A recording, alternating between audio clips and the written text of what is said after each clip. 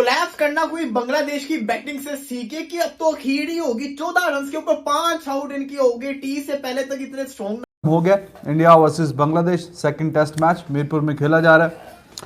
तो सूरत हाल ऐसी है कि अगर ओवरऑल बात की जाए तो 208 रन इंडिया पीछे है, सारी विकेटें हाथ में है। और दोस्तों आज से खेला जा रहा है इंडिया और बांग्लादेश का सेकेंड टेस्ट मैच। ऐसे में कुलदीप यादव जो कि स्टार प्लेयर रहे थे फर्स्ट टेस्ट मैच में, उन्हें टीम से बाहर कर दिया गया है। ऐसे में आइए देखते हैं एशिया मीडिया का क्या रिएक्शन रहता है। से पहले तक इतने स्ट्रॉन्ग नजर आ रहे थे कि खेल जाएंगे थोड़े 260-70 तो आराम से आ जाएगा, ऐसा लग रहा था मिनिमम। लेकिन क्रेडिट जाएगा इंडिया की बॉलिंग को भी कि क्या जबरदस्त किस्म का उन्होंने कमबैक किया है। पहले भी पिछले टेस्ट मैच के अंदर भी एकदम से ओपनिंग पार्टनरशिप बांग्लादेश की अच्छी थी, उसके बाद बॉलिंग ने कमबैक किया। अब अगेन मोमिनुल हक इतनी जबरदस्त किस्म की बल्लेबाजी कर रहा है। जैसे ही वो आउट हुआ, ये जितने भी सीनियर प्लेयर है शाकिब मुशफिक, इनसे खेला ही नहीं गया। खैर जिसको कहते हैं कि सेकंड टेस्ट मैच की बात कर रहे हैं, इंडिया वर्सेस बांग्लादेश मीरपुर में ये टेस्ट मैच हो रहा है। बांग्लादेश ने पहले बल्लेबाजी कर रहा था जो कि पूरा का पूरा 227 रन के ऊपर आउट हो गया। इंडिया बल्लेबाजी करने आया, 19 रन पे इंडिया का कोई आउट नहीं है। 2 दफा अपील तो हुई,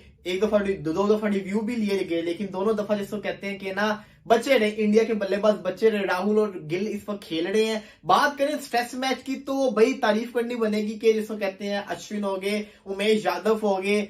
इन कंडीशंस के अंदर जब फास्ट बॉलर विकेट निकालता है ना तो फिर तारीफ करनी बनती है। आपने देखा तस्कीन अहमद का बॉल, आज जिसको कहते हैं तस्कीन अहमद को भी कितनी मूवमेंट मिल रही थी। तो इस पिच में देखा जाए तो फास्ट बॉलर को भी मदद हासिल है।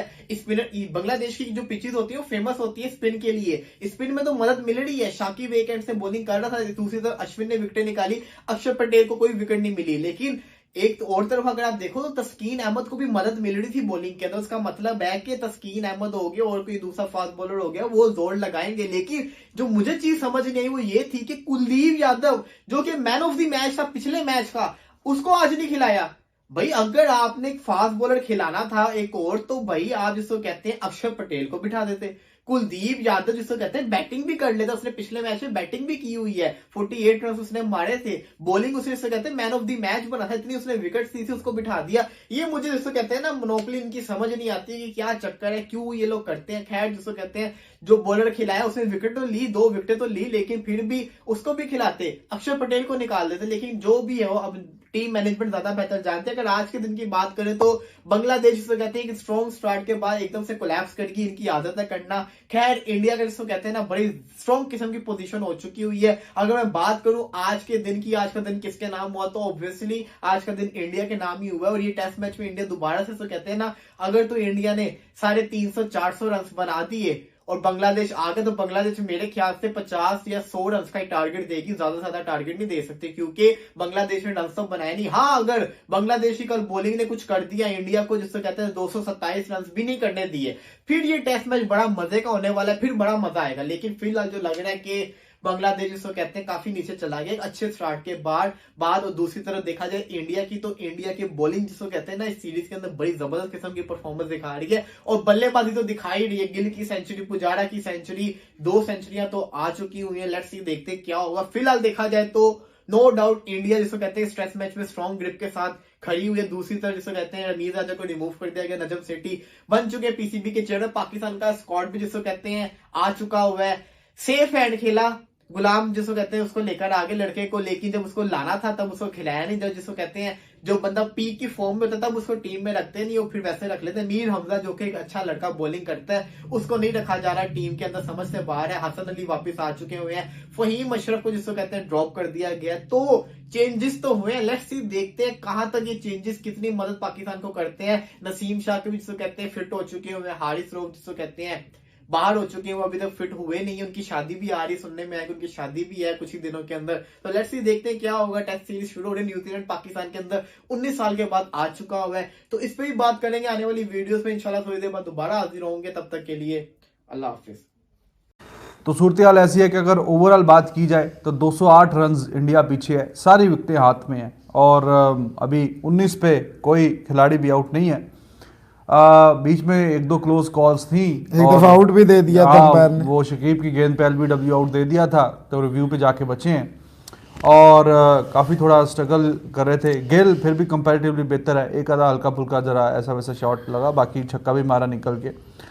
तो 227 पे पूरी टीम को आउट कर दिया है। ये आज की हाईलाइट है। हाईलाइट ये है कि जनाब जो लास्ट सेशन में जिस तरह विकेटें गिरी हैं, 14 स्कोर पे 5 विकेटें हासिल कर ली हैं, 14 runs, and India have taken 5 wickets, जो कि बहुत ही शानदार और बेहतरीन किस्म की रिकवरी आप कह सकते हैं। Recovery probably is not the right word, because even Steven ही था एट टी पे काम, लेकिन उसके बाद जो है अपनी एक्सीलेंस दिखाते हुए अश्विन टुक 4 wickets and Yadav he was really amazing. और बीच में एक रिव्यू पे विकेट मिली। आपको पता है अंपायर, हालांकि वो कोई बांग्लादेश नहीं था, बांग्लादेश का अंपायर नहीं था, वो दूसरा अंपायर था फॉरनर, उसने आउट नहीं दिया था। तो उसमें थोड़ी आप देखें ऋषभ पंत की तारीफ बनती है, बिकॉज ही वॉज कन्विंसिंग के राहुल कि हाँ आउट है, ले लो। तो वो क्रिस ब्राउन था, तो वो देखा ऐसे लगा तो शायद कि थोड़ा गेंद ऊपर निकल जाएगा, लेकिन वो तो well with in the stumps लगी है। और अभी इतनी स्टंप्स ऊपर बाकी थी, जाके मिडिल स्टंप में जाके शटर होनी थी वो गेंद अगर, तो वो बहुत अच्छा रिव्यू लिया है। Overall excellent day for India. और ये मैच आपको पता है वर्ल्ड टेस्ट चैंपियनशिप का हिस्सा है और जीतना बड़ा ज़रूरी है। सीरीज़ भी अपने नाम करनी है और ये यहाँ से जो टोटल 24 पॉइंट पूरे सीरीज़ के हैं सारे इंडिया को निकाल के लाने हैं।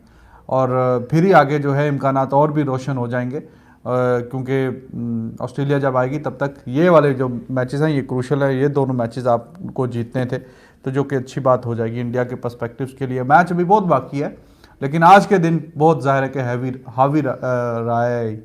ये हावी उर्दू का लफ्ज़ है, वैसे हैवी और हावी मिलता जुलता ही है इंडिया। बाकी नजम सेठी साहब ने भी कुछ बोला है, वो मौसम भाई से ही जानेंगे क्या बोला है। जी भाईजान। जी बिस्मिल्लाहिर्रहमानिर्रहीम, अस्सलाम वालेकुम, गुड इवनिंग, सत श्री अकाल, नमस्कार। तो अश्विन जो है वो देखिए मैच विनर है। आपको बार बार कहते हैं खामखा परेशान ना हो, Umesh Yadav was too good. सच्ची बात है, उमेश यादव ने बड़ी तगड़ी विकेटें ली हैं, बहुत अच्छा। 213 पे 5 आउट थे Rizwan Haider sahab. It was a complete failure, a complete collapse by the Bangladeshi nagins. Nagin was like this and like this. Mominul Haque अच्छा खेला सिर्फ नहीं, जो भी अच्छा खेला, 5 विकेटें गिरी हुई थी ना। देखें 213 पे 5 आउट थे, 213 पे जाके छठी विकेट 172 पे 5वीं गिरी थी, 213 पे छठी, और उसके 14 रन के अंदर अंदर इन्होंने 5 विकेटें गिराई। अश्विन और Umesh Yadav they ran through the Bangladesh lower middle order. और देखें ये मैं आपको उस वक्त भी कहा था जब हम टी पे आए थे कि मैं मेहदी हसन मिराज को व्हाइट बॉल की हद तक, वो भी देखो यार, आप कैच छोड़ोगे नहीं आउट करोगे तो मेहदी हसन मिराज क्या, किसी को भी आप खड़ा कर दोगे वो मारेगा। Take nothing away from Mehidy Hasan Miraz, but देखिए test ball cricket is a temperament game, it keep on changing and changing. वो 10,000 भी जीत गया बंदा, 271 नहीं हुआ। कहने का मकसद है सबसे पहले तो अंपायरिंग, इतनी थर्ड क्लास अंपायरिंग हो रही है जब से, अगर आपको याद हो मैंने आपको जब ये कोविड आया था उसी वक्त कह दिया था जितना आप डिपेंडेंट होंगे ना इस पे, 3 रिव्यू हो या 300 रिव्यू, जब अंपायरिंग इतनी, देखिए ना, फिर ऑन फील्ड अंपायर की जरूरत क्या है अगर हर चीज आपने रिव्यू पे जाके, और जब आपके रिव्यू खत्म हो जाएंगे फिर क्या होगा। तो कहने का मकसद है अंपायरिंग, न्यूट्रल अंपायर भी तो है ना, अब तो खड़ा हुआ है। Sir it is not about neutral umpire और नॉट अबाउट लोकल अंपायर। गलती नहीं, देखिए गलतियां तो हो रही हैं ना। कहने का मकसद है इस पे देखिए ना, आप जब प्लेयर्स को डांटते हैं, प्लेयर्स को डिमेरिट पॉइंट हो, डिमेरिट से मुराद है प्लेयर्स को सब कुछ होता है, तो भाईजान अंपायरों के ऊपर भी कुछ आईसीसी को करना चाहिए, इतनी पैथेटिक नहीं। बाकी बात रह गई ऑब्वियसली 19 पे बोर्ड पे तो नजर, लेकिन केएल राहुल तौबा तौबा, बहुत ही कोई बड़ी किस्मत लिखा के आए हैं कि जो बच गए हैं, अभी आज की रात निकाल गए हैं। देखिए सुबह है राहुल थोड़ा रिलैक्स होगा, उसके चेहरे पे इतना मतलब इतना ज्यादा टेंस है। मेरी समझ से बाहर है, क्या मसला क्या है भाई, आराम से खेलें। 30 गेंदें खेली और 3 रन किए अभी तक। और देखें जब बहुत ज्यादा शेल में चले जाते हैं, बस आपके माइंड में रोकना, ultimately you gonna get 1 good ball and that's it, या 1 bad ball you will be, या एक बुरी शॉट खेल लोगे या कुछ ऐसा हो जाएगा करते कराते। तो रन्स की जो रफ्तार है वो चलती रहनी चाहिए, 40-45